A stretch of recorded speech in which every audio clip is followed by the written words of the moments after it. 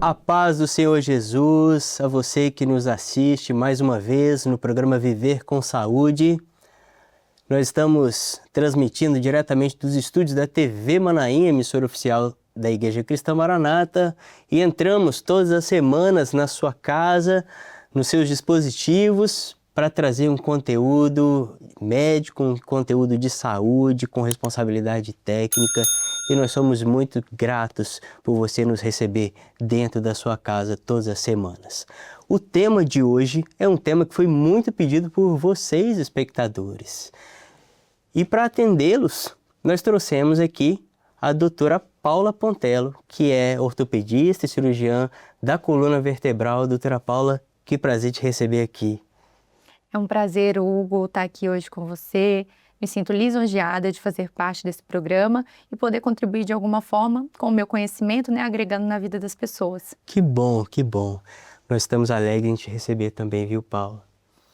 Olha, o tema do nosso programa hoje é a saúde da coluna vertebral, os seus distúrbios, e também nós vamos vamos abrir um pouquinho para o tema de volta às aulas, porque está intimamente relacionado à saúde da nossa coluna.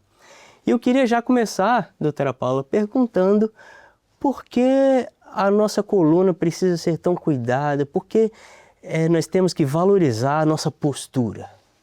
Então, a coluna vertebral, ela é composta, por curvaturas fisiológicas e não à toa foram feitas dessa forma para conseguirem dar o equilíbrio, e a sustentação para todo o corpo. Então, quando a gente fala de postura, postura nada mais é do que respeitar essas curvas, manter o alinhamento. A coluna é como um edifício, Se ela sai do prumo, você tem uma série de danos à estrutura, e é isso que acontece. Então, quando você tem um desvio postural, quando você tem uma má postura, a coluna, ela sai daquele eixo fisiológico, aquele eixo normal, e começa a entrar em uma série de processos degenerativos, que incluem hérnia de disco, dores musculares, aquele cansaço, aquela fadiga no final do dia, aquela queimação. E isso é uma queixa muito frequente hoje em dia, porque nós vivemos num mundo em que temos hábitos que contribuem de uma forma muito ruim, para a saúde da nossa coluna, tá? Então, assim, de uma forma geral, a postura ela está intimamente relacionada com a saúde da coluna, porque ela faz com que mantenhamos, toda essa fisiologia sendo respeitada. Perfeito. E, inclusive, a gente vai trazer, agora no segundo bloco, alguns slides, que a gente vai apresentar para vocês a respeito de algumas doenças que podem surgir caso nós não consigamos respeitar a anatomia fisiológica, aquilo que é o natural da nossa coluna. Então vamos passar para o bloco 2 do programa. E para essa segunda parte do programa, nós trouxemos aqui algumas ilustrações que eu vou pedir para a nossa produção colocar aqui na tela. E aí eu pergunto, doutora Paula, a respeito dessas imagens aqui, nós temos uma coluna normal, a escoliose, a lordose e a cifose. Eu queria que você explicasse um pouquinho para a gente o que são esses distúrbios da coluna. Então, Hugo, aqui a gente tem um exemplo de uma coluna normal. O que seria uma coluna normal? É aquela coluna que respeita as curvas fisiológicas da coluna, Quando a gente fala em lordose e cifose, é a nomenclatura normal, a nomenclatura usual que a gente usa para essas curvaturas. Quando isso se altera? Quando você tem um aumento dessas curvaturas. Então, aí sim, temos alterações que não são mais fisiológicas. E aí a gente tem essa nomenclatura de hiperlordose e hipercifose. Mas vamos começar pela coluna normal. Aqui a gente pode ver que a coluna ela é dividida na lordose cervical, que é como se fosse uma espécie de C invertido.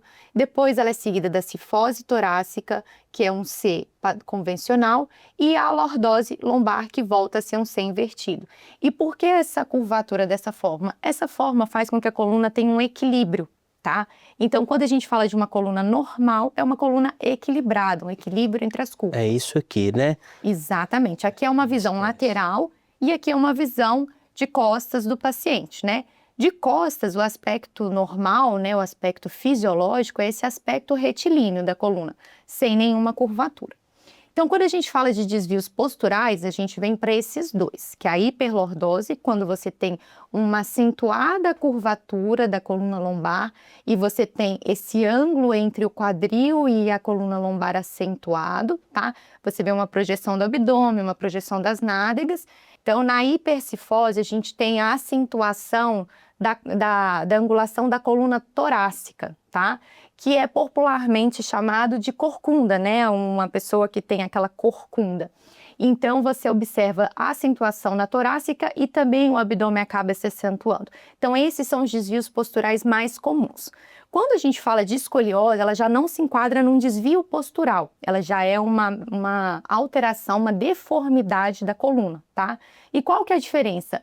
Essas alterações posturais, elas são passíveis de correção com a melhora da postura. Já a escoliose, não. A escoliose é estrutural. O que isso quer dizer? Geralmente, as pessoas portadoras de escoliose, elas nascem com essa condição, elas vão desenvolver ao longo da vida. Mas é uma alteração que ela não é somente nesse plano frontal, que é essa coluna em formato de S, mas também é uma alteração tridimensional. As vértebras são rodadas, tá? E por isso, essa deformidade, ela nos chama mais atenção e ela requer um pouco mais de atenção, porque é não incomum, né? É uma deformidade que talvez precise de tratamento cirúrgico, tá? Não são todas, mas algumas precisam, diferente dos desvios posturais, que não são alterações cirúrgicas, tá? Então, a gente tem que ficar bem atento à escoliose. Bom, recapitulando, então, aqui nós temos uma coluna com a curvatura normal, de um ângulo e de outro, e aqui nós temos a escoliose, a lordose e a cifose, né? Essas três aqui são as doenças, né? Então, você que está nos assistindo, você se identificou com alguma dessas? É importante você procurar um médico, né, investigar, ir atrás, porque algumas delas podem ser corrigidas apenas com tratamentos não intervencionistas, que eu quero dizer, fisioterapia, exercício físico, musculação, mas algumas têm tratamento cirúrgico. Agora eu queria convidar a produção para lançar um novo slide aqui, que nós vamos falar sobre hérnia de disco. Doutora Paula, explica essa condição para a gente, porque isso aqui foi um dos top mais ali que pediram para falar sobre hérnia de disco, né? A gente vê aqui a curvatura fisiológica da coluna, que a gente já discutiu no slide anterior, mas agora a gente está vendo já um processo de destruição, né? De desgaste da coluna e acaba gerando a hérnia. Doutora Paula, fica à vontade.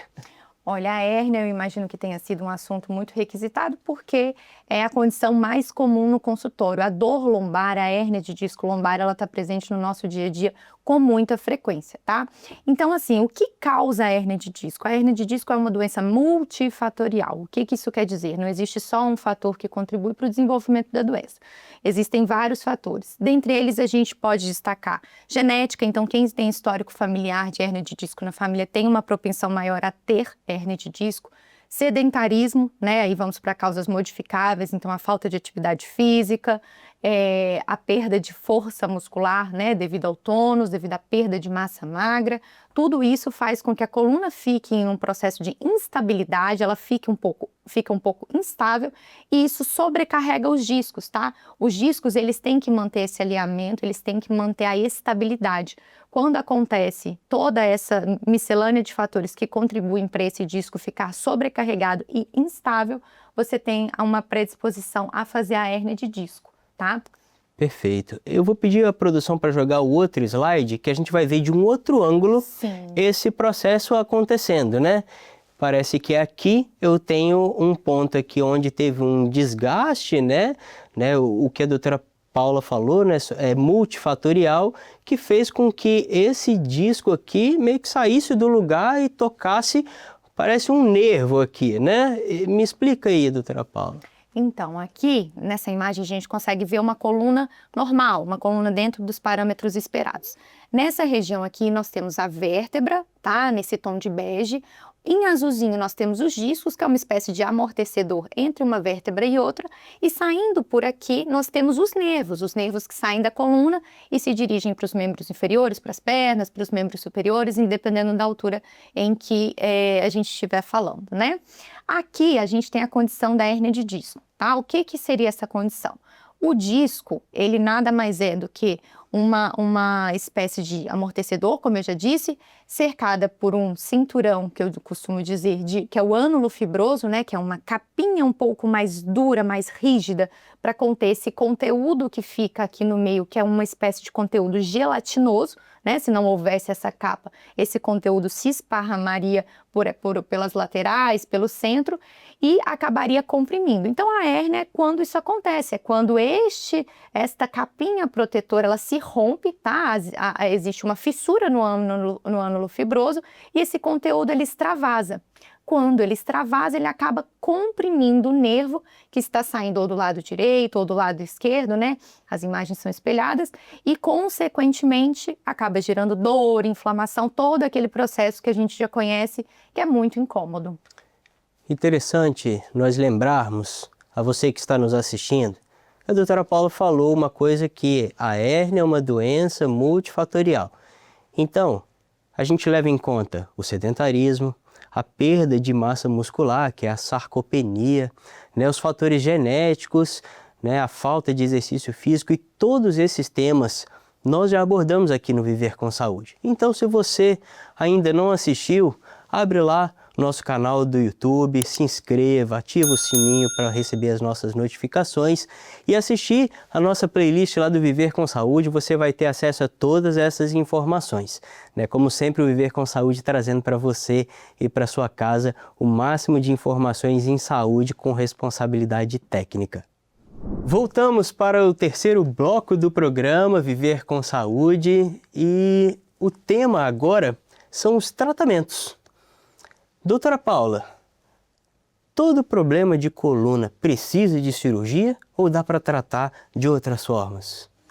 Então, doutor Hugo, hoje nós já sabemos que 90%, vou colocar das hérnias de disco porque é um número que a gente tem, é um número mais próximo da realidade, mas 90% das hérnias de disco elas são passíveis de tratamento conservador. Quando nós falamos em tratamento conservador, é todo aquele tratamento que não envolve cirurgia. E aí vai contemplar fisioterapia, atividade física, fortalecimento muscular, até mudanças na alimentação, né, que envolvem não só a perda de peso, mas alimentos mais saudáveis que contribuam para um processo de desinflamar esse corpo, porque a hérnia de disco e as outras alterações na coluna, elas acabam cursando com um processo inflamatório muito exuberante, né? Então nós temos que fazer esse controle da dor de uma forma multidisciplinar. Então, é através das terapias que a gente consegue fazer no consultório, às vezes através de bloqueios, enfim, infiltrações, mas também através de toda essa arquitetura que a gente tem, né, de fisioterapeutas, dos educadores físicos, dos nutricionistas que nos ajudam a devolver essa qualidade de vida para o paciente. Perfeito. Você falou a respeito de uma multidisciplinaridade, né, no tratamento. Né? E, inclusive, você usou um termo que é infiltrações, né? Que são umas terapias que são minimamente invasivas, né?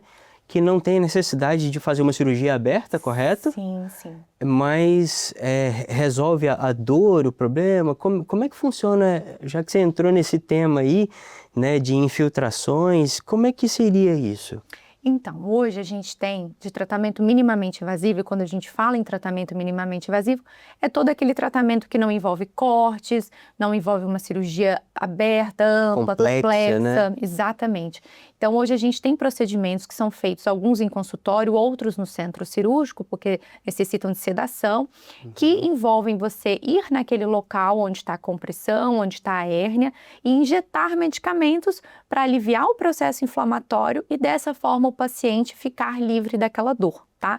São procedimentos que têm excelentes resultados, não se aplicam a todos os casos, mas nós conseguimos excelentes resultados naqueles casos em que há uma indicação clara, que às vezes é aquele paciente que não tem indicação cirúrgica, mas está com uma dor que está um pouquinho mais arrastada e está atrapalhando a qualidade de vida, o paciente não consegue trabalhar, não consegue fazer suas atividades, né, de vida, então ele precisa de um alívio um pouco mais imediato. Então, os bloqueios entrariam nisso, em algo mais imediato, tá? Então, pelo que eu entendi, doutora Paula, o tratamento é multidisciplinar, a gente começa com um tratamento conservador. Sim.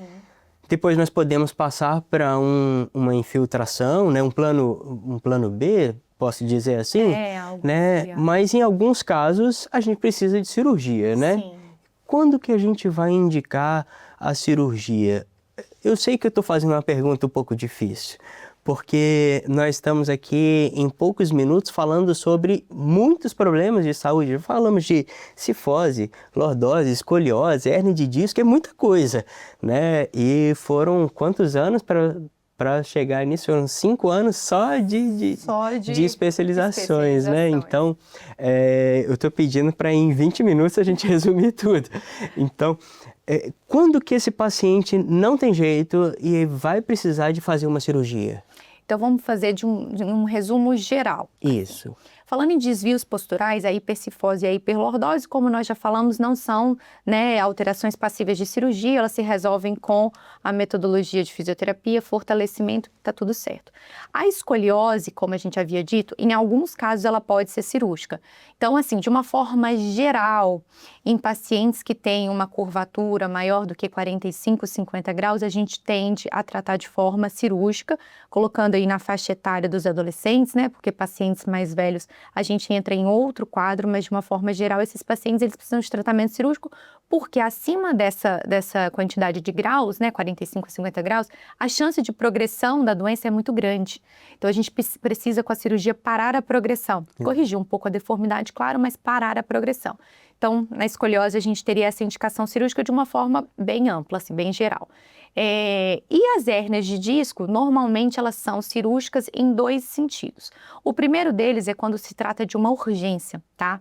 Então, quando você tem uma hérnia de disco que ela acontece de uma forma muito abrupta e ela é uma hérnia muito grande, ela comprime estruturas muito importantes, ela pode nos trazer um quadro que a gente dá o nome de síndrome da cauda equina, que é quando ela comprime as estruturas nervosas do finalzinho da coluna e ela cursa com sintomas muito avassaladores, que é a perda de urina, a perda de fezes, uma perda de força muito substancial, principalmente nas pernas.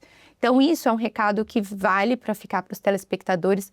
Em caso de perda de urina, perda de fezes, perda da força, não estou conseguindo levantar, não estou tendo força, isso é uma urgência, então procure um pronto-socorro, procure um pronto atendimento, porque é um dos poucos casos em que a gente opera o paciente de uma forma urgente, né? Uma cirurgia que não pode ser adiada. Exceto esses casos, a gente tende a fazer um tratamento conservador, com fisioterapia, com tudo aquilo que a gente já disse, por pelo menos 3 meses, tá? Passado esses 3 meses, se a gente não houver nenhuma regressão do caso, a gente já tem um respaldo para poder indicar cirurgia para esses pacientes. Lembrando que sem melhora alguma da dor, sem melhora alguma da qualidade de vida. E são 3 meses de um tratamento otimizado, né? Otimizado. São 3 meses de tratamento otimizado. O que eu quero dizer com isso? É o máximo de recursos disponíveis aplicados para um tratamento. E aí, se eu já usei o máximo de recursos, aí eu entendo que a cirurgia pode ser uma opção, é isso? Exatamente. E lembrando que quando a gente fala de melhora, dor é algo muito subjetivo, né? Então, a gente sempre avalia esse paciente numa consulta inicial, a gente usa uma escala de dor para a gente tentar quantificar essa dor, tentar quantificar essa funcionalidade. Então, talvez eu sempre gosto de tratar os pacientes que a gente trabalha com expectativas, né? Então, às vezes, a melhora, a gente sempre almeja que a dor chegue no 0, né? De 0 a 10 ela chegue no 0, mas lembrar que uma dor que estava no número 10, que é a escala máxima, e ela ir para um 6, isso já é uma melhora. É uma melhora, com certeza. Melhora. Então, nesses 3 meses a gente avalia isso. Não é que com os 3 meses, no final dos 3 meses, ela tem que estar em 0, mas ela tem que ter uma melhora, né? Para a gente continuar insistindo no tratamento. É aquela luz do fim do túnel, né? Se saiu de 10 para 6... Talvez se a gente estendesse um pouquinho mais, aquela dor poderia sair de 6 para 4, para 3, até zerar e o paciente ficar bem e não precisar de uma intervenção, né? Até porque, para você que nos assiste, toda cirurgia, por minimamente invasiva que seja, tem riscos, tem efeito colateral, tem o processo da anestesia, né? Sim. Que envolve outros problemas, e eu estou falando como cardiologista porque a gente faz o risco cirúrgico, né, dessas cirurgias.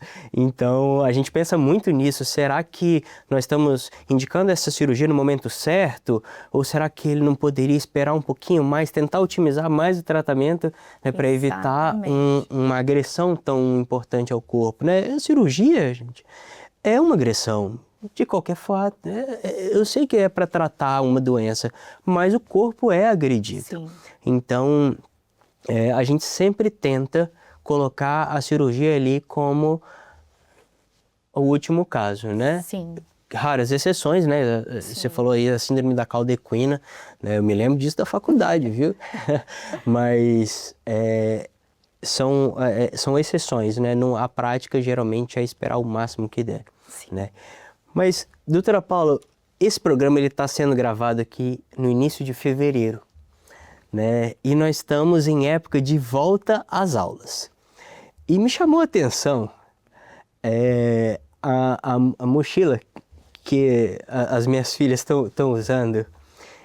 Cada dia ficam maiores, mais pesadas, mais recursos, né? Assim, tudo bem, a criança gosta, né? Tal, a gente até, poxa, essa aqui é muito pesada, mas a mais velha não teve jeito. A mais velha ela falou assim, eu quero essa aqui. E aí a gente comprou para ela. E é uma mochila pesada. E nesse início de ano letivo, eu percebi que quando foram carregar a mochila com todo o material didático, ficou um pouquinho pesado e a gente fez questão de que essa mochila tivesse rodinha, né? Então, que recado nós podemos deixar, né, para os pais e para as crianças a respeito desse peso excessivo que pode a criança levar nas costas, né, e talvez gerar um problema a longo prazo? Então, essa época do ano a gente sempre bate nessa tecla da questão das mochilas, porque querendo ou não, acaba atrapalhando a qualidade de vida dos pequenos também, né? Que chegam da aula reclamando de dor, reclamando que passaram, né, o dia inteiro carregando aquele peso. Então, acho que a gente tem que elucidar alguns pontos para a gente tentar ajudar nesse sentido. Então, o primeiro deles pode ser o peso, né? Então, o quanto que a criança tem que levar de peso? A gente tem uma média, né? Não temos números absolutos, que é geralmente 10% do peso da criança. Então, o máximo seria? O máximo, exatamente, o máximo. Então, o máximo que essa criança pode carregar é 10% do seu peso. Então, se a criança pesa 40 quilos, ela vai levar 4 quilos, 50, 5 quilos. Tende-se a ter um raciocínio com os pré-escolares, né, as crianças menorzinhas, de 5%, tá, desse peso. Né, são crianças que ainda estão aprendendo a se equilibrar, ainda não têm uma massa muscular que talvez comporte 10%. E até porque os ossos ainda estão em formação, né? São Exato. muito pequenos. Seria muito drástico colocar peso, né, numa coluna que está se formando ainda. Exatamente. O outro ponto é a adaptação dessa mochila para a criança, a gente tem que estar atento. Então, assim, para as crianças ainda menorzinhas ali, menores que 10 anos, vou colocar, a gente tem que tentar estimular com que elas usem a de carrinho. Hoje, quando elas vão ficando maiorzinhas, isso vai ficando meio de lado, elas já não querem mais, exato. Querem usar a mochila nas costas, né? Os adolescentes, então, irem com mochila de rodinhas, meu Deus, é um mico. Então, não tem como. Agora, as crianças menorzinhas, a gente tem que estimular o carrinho, porque ele é um pouco mais ergonômico, não vai levar, né, a mochila nas costas.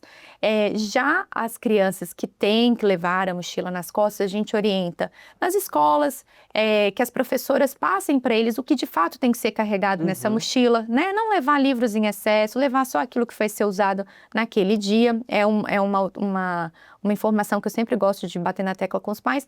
E sobre a mochila em si, a gente sempre dá preferência para alças grossas, acolchoadas, aquele encosto da mochila nas costas também ser acolchoados.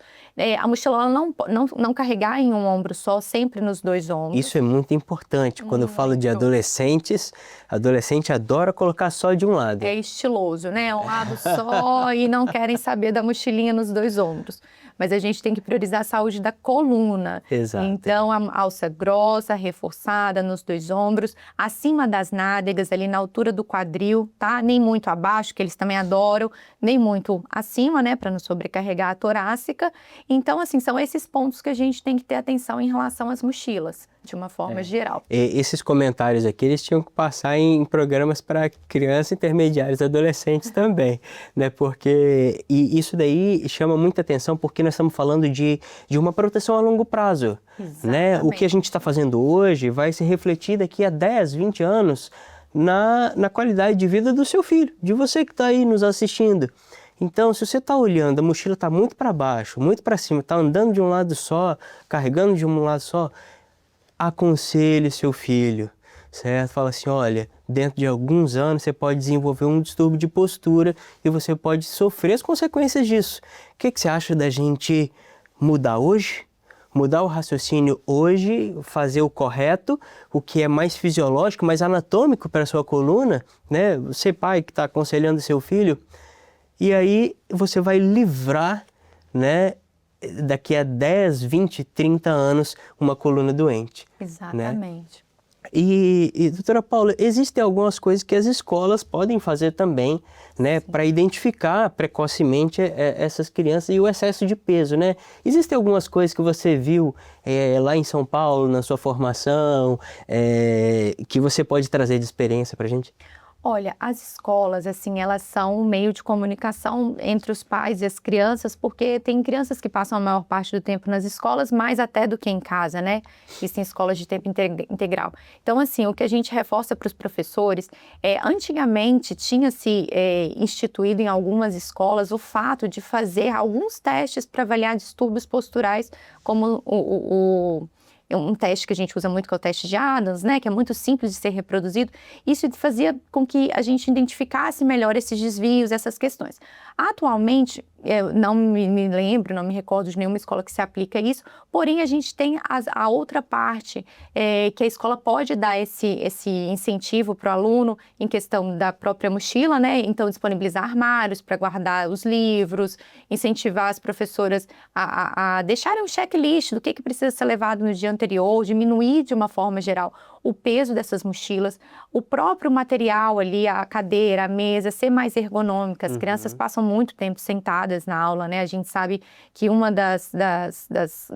dos problemas que mais contribuem para as questões da coluna é passar longos períodos sentados, sem fazer um alongamento, né? Então, talvez assim, entre uma aula e outra, né? Estimular esse alongamento seria interessante, né? Estimular essa criança a andar, fazer um alongamento e também estimular a prática de esportes, né? A gente sabe que existe educação física, mas educação física é às vezes uma, duas vezes na semana, né? Exatamente. Essas crianças precisam ter esse hábito de praticarem esportes, fortalecerem a coluna para serem adultos funcionais, livres de dor, né? Com uma coluna impecável.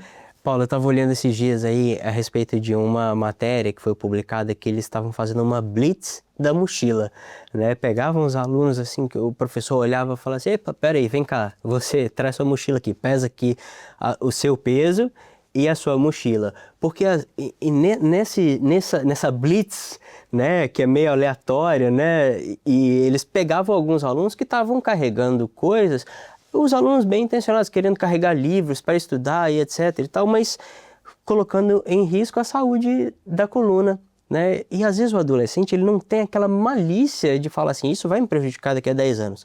Mas você pai, você professor, você que está olhando, você que está segurando ali talvez a mochila e fala assim, isso aqui está pesado, será que isso aqui é o melhor? Talvez não seja, né, Paulo? Então, assim, eu vi essa reportagem de uma escola que estava fazendo umas blitz, né? Pegavam uns alunos que estavam andando com a mochila, eu olhava assim e falava, esse aqui tá com uma mochila um pouco pesada, aí pesava o aluno, fazia a conta, olha, não deu o peso, ultrapassou o peso, é igual caminhão, né, quando passa na estrada e passa ali na pesagem, ó, seu peso não passou. Exatamente. Então, e às vezes parte também da ansiedade do aluno em querer, ainda mais no início do ano, colocar os planos em prática, estudar muito. Então, eu vou levar esse livro que eu vou ler. Então tem toda essa projeção, né? E isso acaba às vezes não acontecendo, não tem nem tempo hábil para fazer tudo isso que o aluno planeja. Então acaba saindo com a mochila muito pesada, sobrecarregando a coluna, não usa tudo que leva. E isso vira um problema. Exatamente. Olha, que programa enriquecedor, doutora Paula. Nós ficamos felizes demais de recebê-la aqui, né, como especialista, né, de cirurgiã, ortopedista, cirurgiã de coluna vertebral, né, e tê-la conosco aqui é uma alegria muito grande. E dar esse recado para os pais e para quem está nos assistindo, eu tenho certeza que esse programa foi muito esclarecedor, tanto para mim, quanto para quem nos assiste. E eu queria que você ficasse à vontade, olhasse para a sua câmera e desse um recado para os pais, para os professores, né, do que eles podem fazer para melhorar a saúde da sua coluna hoje, para evitar problemas no futuro. Olha, então assim, se eu pudesse deixar um recado para todos, do pequenininho até o idoso, a coluna, ela é a estrutura do nosso corpo, ela é a base do nosso corpo e nós carregamos ela até o último dia das nossas vidas, então a gente tem que cuidar desde quando a gente é pequeno para a gente envelhecer bem. E o cuidar não é só tomar remédios, né? Isso aí faz parte do tratamento, mas o cuidar, ele é se fortalecer. A atividade física, hoje a gente sabe que é um dos pilares, né, para uma saúde adequada, não só da coluna, mas de todas as articulações, enfim, do nosso corpo. Então, nós temos que lembrar que nós não somos só uma coluna, nós somos um sistema integrado. Então, se nós não tivermos esse cuidado, né, prestarmos atenção, nós vamos, infelizmente, no futuro, a conta chega, né, e aí ela às vezes é bem cara. Então, eu sempre falo que a prevenção é o melhor caminho. Então, minha dica para vocês é cuidem da sua coluna o mais rápido possível, para vocês envelhecerem bem, envelhecerem sem dor, né? E precisarem o mínimo possível dos meus serviços. É isso que eu falo. Que eu fico muito feliz quando eu tenho um paciente que chega precisando dos meus serviços, mas acaba saindo bem, né? E isso é muito importante. Dá alta. Dá alta para esse paciente. É alegre para nós, né? Fala assim, olha, você não precisa mais de mim. Exatamente. É muito bom também, né? Exatamente. Olha, eu queria encerrar esse programa trazendo um texto da palavra do Senhor que está no Evangelho de Mateus, capítulo 11, verso 28 a 30. Leiamos. Vinde a mim, todos que estáis cansados e sobrecarregados, e eu vos aliviarei. Tomai sobre vós o meu jugo e aprendei de mim, porque sou manso e humilde de coração, e achareis descanso para vossas almas, porque o meu jugo é suave e o meu fardo é leve. Essa palavra, Paula, fardo, ela vem de fard, né, no Antigo Testamento, que foi escrito em hebraico e aramaico, né, era aquela quantidade que se colocava no dorso ali, na coluna dos camelos, né, daqueles animais que faziam o transporte nas peregrinações, nas caminhadas, né. Mas quando o Senhor fala de fardo, já no Novo Testamento, fardo era a mochila do soldado, a mochila de um guerreiro, né? Que é tudo aquilo que ele carregava, né? As suas conquistas, a sua água, a sua comida, a sua vestimenta. E o Senhor Jesus, ele nos convida a trocar esse fardo. E ele fala assim, porque o meu fardo é leve. Eu não sei em que momento você está assistindo esse programa, mas o que eu posso dizer é que Deus nos convida, o Senhor Jesus nos convida a trocar o fardo que às vezes para você tem sido pesado, né? Sustentar, andar, precisa carregar aquilo que você tem, as suas lutas, as suas dificuldades, os seus problemas, quem você é, o que você sustenta, mas Jesus nos convida a trocar pelo fardo dele, que é leve. E esse fardo, ele é interessante porque ele convida a caminhar com ele, a caminhar com Jesus. E quando a gente troca todo esse peso e começa a caminhar com Jesus, aquilo que o soldado precisava levar para o seu sustento durante a caminhada, agora esse soldado, essa pessoa é sustentada tão somente pelo Senhor Jesus. Você que está nos assistindo, o Senhor Jesus nos oferece um fardo leve. Porque a partir do momento que nós optamos por andar com Cristo, Ele passa a ser as nossas conquistas, o nosso pão, o nosso sustento, a água da vida, Ele é o pão da vida, Ele é tudo para nós. E assim Ele tem cuidado das nossas vidas. Nós agradecemos a você que chegou até aqui conosco assistindo o programa Viver com Saúde. E lembre-se, cuidar da saúde é um ato de fé e sabedoria. Nos vemos na próxima semana. A todos a paz do Senhor Jesus.